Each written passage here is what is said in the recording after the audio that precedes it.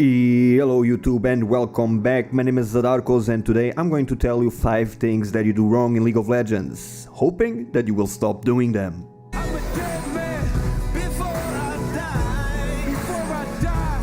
Whoa. I'll take every soul I can into the night. And kill till I die. As long as I'm alive. The first mistakes many of us do comes from a lack of attention or just a lack of knowledge on the fact. It's very common to see players not using their gold wisely during the game. I'm not talking about the items that they buy in this example, but on the fact that they hold on the gold for way too long without investing on said items. Think about it. How many times do you look at your gold total and you have close to 2000 gold or even more, and yet you didn't invest? Sometimes it does not make a difference either because you didn't have a fight or you just didn't push for objectives during that time. But most of the times a fight you lost for a tiny bit or even the ones you won could have gone a lot better if you had the items you could buy by the time. Either ending a Stormrazor, a Deadcap, a Zonya, or just some components like a BF, a large rod, or even the boots for mobility.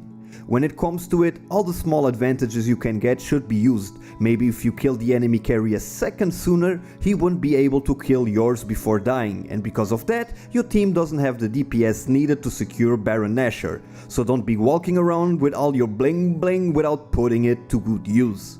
The second mistake is warding at the wrong time. Warding no matter when is better than not warding at all, that's for sure. But why do you ward your lane when the enemy jungler just died somewhere, or if you are mid lane and you saw the enemy jungler top side just a second ago, why ward the bot side of the lane at that point? Either wait a bit or ward the side that you know the jungler has presence. If Dragon or Baron is about to spawn, why do you ward way too early so that the ward only covers 30 seconds or less of the spawn? I know it may be a bit hard to ward if the enemy has control over the pits, yet you should try to make better use of the ward timers. This mistake is one even I am still working on. Talking of experience here. I've noticed either getting ganked seconds after my ward ended or by the opposite side I warded, and when I look back on it by the replay or just thinking about it in the game, it would have made perfect sense to wait a minute or ward the other area. This noting what I mentioned before about using the information you have on the opponents correctly. The third mistake is sticking to your lane too long for no reason. This happens all the time. After you pushed your lane in, forced or killed the enemy laner, or the laner is just freezing under the tower letting you be susceptible to ganks for being pushed towards them 24/7. Note that I don't recommend early roams with low mobility, as this may end up making you lose too much experience and gold, but once you have boots or mobility to justify it, either thanks to a ultimate, teleport or lane rotations with your team, don't stand in the lane doing nothing. If you lose 10 seconds every wave without doing anything, adding it up in 15 minutes, 3 minutes or more, you didn't do anything proactive in the game, you just stood there for nothing.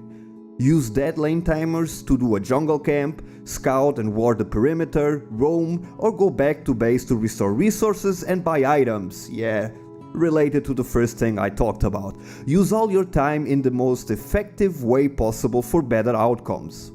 The fourth mistake is to trade kills. This one I mention quite a lot. People keep thinking dying for a kill is worth it, but they are wrong and this is not a team deathmatch.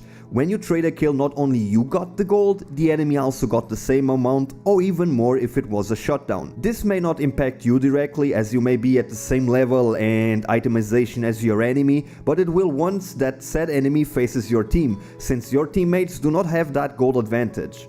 Once he roams, a skirmish or a team fight happens, he'll have the upper hand. What happens, and I'm pretty sure you're familiar with, is the lane ending, you and your opponent leave the lane each with 3 or 4 kills and suddenly he starts getting super fat and stomping your team.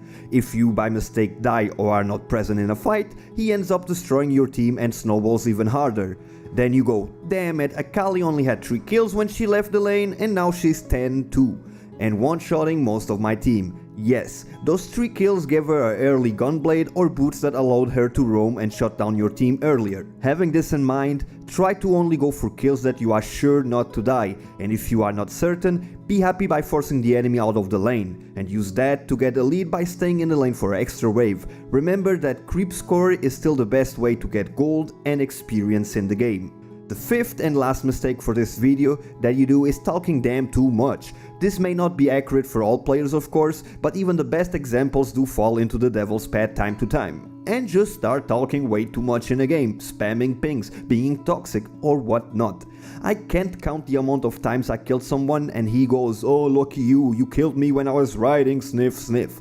Honestly, I actually think I helped him. Now he can ride a bit longer. Not only riding all game draws your attention away to what's actually happening in the game, either right in front of you or appearing in the minimap, then someone has to read all the line of text having the same effect. When the text is negative, even worse, people start flaming, stressing, tilting, giving up.